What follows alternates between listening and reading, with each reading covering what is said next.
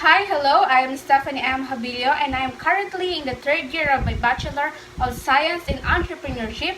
In this presentation, I am going to talk about the strategies of sexual selection and reproduction. Now, I'd like to have a brief introduction about who is Charles Darwin and his contribution in science. So, who is Charles Darwin? Charles Darwin is a British biologist proposed the hypothesis of biological evolution through natural selection. Darwin defined evolution as descent with modification, which is the notion that the species change over time, give rise to new species, and share a common origin. In his seminal book, The Descent of Man and Selection in Relation to Sex, Charles Darwin provided the foundation for all the present research on sexual selection. The study is known as sexual selection. In this work, Darwin elaborated the mechanism of sexual selection which he had postulated in The Origin of Species. There are two major arguments in sexual selection. First argument, why does mate choice evolve at all? Second argument, what factors determine the strength of mate choice in each sex? So Darwin gave some answers to both questions, and one of the most significant achievements of modern evolutionary biology is the amount of work that has been achieved on the both of these subjects since Darwin's time. Before anything else, let's now talk about what we mean when we say sexual selection. So as defined, sexual selection arises from the differences in reproductive success caused by competition for access to mates. This definition admittedly focuses primarily on precopulatory sexual selection, so a more complete definition should also include post-copulatory processes, which can be accomplished by tagging the prey or fertilization opportunities onto the ends of Anderson's definition. So Darwin considered that a thorough explanation of sexual selection was important because he thought it was crucial to understanding how humans evolve and how different human populations diverge. Although Darwin's contribution to the theory of sexual selection is what makes The Descent of Man most well known, the primary objective of the book was to show that evolutionary principle extended to humans and that we descended from an ape-like common ancestor. In Darwin's perspective on sexual selection, he said this praised.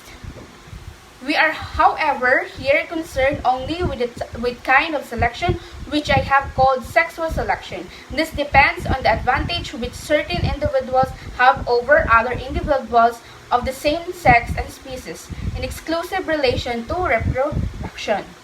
The working definition of sexual selection that Darwin used is, for all intents and purposes, the same as the definition that Anderson and the vast majority of other scientists who study sexual selection used.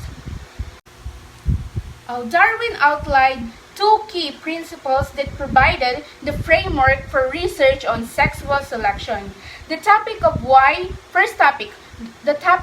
sexual selection takes place in the first place was the primary focus of the first theme, and the second theme is connected to the question into the factors that contribute to the strength of sexual selection in some lineage but not in others. Let's just focus for now in the first principles.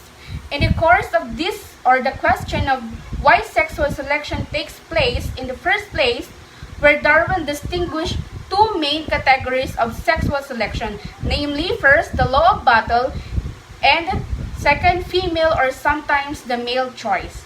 Darwin understood properly that male-on-male competition or females' preference for attractive males might mediate sexual selection. Darwin was well aware of female choice. Proceeding in the next slide, let's talk about the law of battle. So what is the law of battle? In some species, the males fight fiercely among others, and the victors of these battles usually mate with the receptive females. Fight of two or more males. Direct competition. If there were no selection outside of what we term intrasexual selection, sexual selection would be rather simple. In actuality, intersexual selection was essentially understood by Darwin to its fullest extent. Darwin gave many examples of species that fought against one another to each access to mates, such as male narwhals fencing with their tusks, male scarab beetles battling with their horns. However, intersexual selection is not a sufficient mechanism to explain all of the diversity that sexual selection has wrought. This is because sexual selection favors traits that are advantageous to both sexes. Moving to a second category of sexual selection, which is the female or sometimes male choice. There is selection based on gender, and it might be either female or male. If females show a preference, then males with a preferred trait will leave greater numbers of offspring, and their trait values will tend to increase its frequency in the population. Darwin was aware that male preference could lead to mirror image processes in some systems. If we are willing to acknowledge that female preferences indeed exist, sexual selection as a result of female choice is simple to understand. Let's take a look on this argument. So, it says, why do women prefer certain things in the first place? This question does not have a straightforward, obvious answer. Using evidence of female preferences in the numerous animal species, Darwin argued that it was unimaginable that preferences did not exist, even though some of these instances, like the female mallard duck who fell in love with the male pintail upon first sight, are rather absurd. They do serve to demonstrate that females typically do not mate randomly. Moving on, let's discuss this Darwin's perspective. This Darwin's argument for female choice may have been one of his worst mistakes because it implied that animals needed a human-like sense of aesthetics for sexual selection to work. Darwin understood that various animals had varied beauty standards, which is why not all sexually chosen features are desirable to us. Darwin has explicit model of sexual selection. The Darwin-Fisher model has been used to explain sexual selection in monogamous organisms. Darwin's model assumes two categories of females. First, the more vigorous and better nourished individuals, and two, the less vigorous and healthy. Darwin's model of sexual selection. Let's analyze the figure on the side. First, phenotypic quality varies across genders. Male with ornaments enter the breeding region before females. High-quality females are ready to mate sooner and pair with high-quality males. And finally, low-quality females pair with low-quality males. Sexual selection occurs because better partners have more offspring. According to Darwin, the higher quality partners will have more offspring than the lower quality pair, since the model predicts assortative mating by quality. Let's talk now the two major models. Two major models for the evolution of mating preference. First model, the direct benefits. The direct benefits model postulates that females select mates who offer them an immediate advantage, such as parental care, a gift, a nuptial gift, or territory defense. Number two model is that it is the indirect benefit, which means female's choice of males provides her with no immediate measurable benefits. Rather, the female's fitness increases as a consequence of her offspring having higher fitness if she pairs with the preferred male. The only thing the males appear to provide the females is sperm. But despite this, they have complex ornamentation that females appreciate. This system are particularly puzzling in terms of sexual selection because it is very difficult to see how having a choice would be advantageous. To understand more the indirect benefits models, there are three main categories of indirect benefits. First, the Fisherian model. Second, the condition-dependent indicator model. And the Number 3, the condition-independent indicator model. Let's dig deeper into these 3 categories of indirect benefits, starting the fisherman model. The fisherman model, this model involves a single preference trait in females and a single ornament trait in males. Mate choice result in a genetic correlation between the ornament and preference. Under some circumstances, this model result in a self-reinforcing open-ended process that produces never-ending trait elaboration. Second, the condition-dependent indicator model, which means the most widely used of the good genes models. This model requires at least 3 traits, which is the ornament, preference, and a viability trait. Third, in the condition-dependent indicator model, the ornament is a costly condition-dependent trait.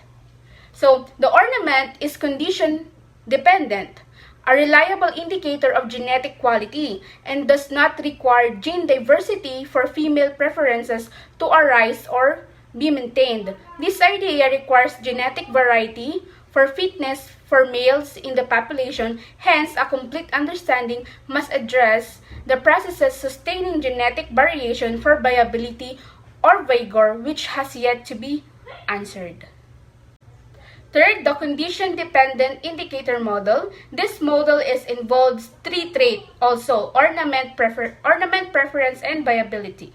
Even though it also involves 3 traits, it differs from the second model, which is the condition-dependent indicator, that the ability of a male to produce an elaborate ornament is no longer dependent on its condition. All 3 traits must show genetic variation for the model to be valid. Environmental variation may or may not also be presented. Model functioning as a consequence of a genetic correlation between the ornament and the viability trait. Evidently, a female may increase the fitness of her offspring by selecting males with superior ornamentation, leading to the evolution of female choice. And next, we'll see about the intensity of sexual selection in the second triad. Why do lineage differ in sexual dimorphism? So let's first define what is sexual dimorphism. The variation in color, form, size, and structure between men and females of the same species that are brought on by the genetic inheritance of one or the other sexual pattern. Darwin used butterflies to demonstrate the fundamental subject, while employ cygnocidal fishes like seahorses, sea dragons, and pipefish to demonstrate the same issue. This family of fishes is notable for male brooding, with embryos either banded to the male or in a pouch. Butterfly has various colors, even though they are the same species. Another example, why does some animals with the same species have larger size of male than the females? Let me discuss the second major triad. Quantitative methods for measuring selection in a natural population from developments in quantitative genetics and formal selection theory were another key success in sexual selection research. These techniques reveal that we are dealing about selection coefficients on sexually chosen phenotypic characteristics, which raises the apparently easy issue of what determines the magnitude of selection coefficient in a natural population. Let me discuss about selection coefficient thinking. Assuming that a population is defined by female choice or male-to-male fighting, when it comes to mating, males with characteristics that are advantageous for success in this mating rivalry would leave more offspring than males with characteristics that are unfavorable.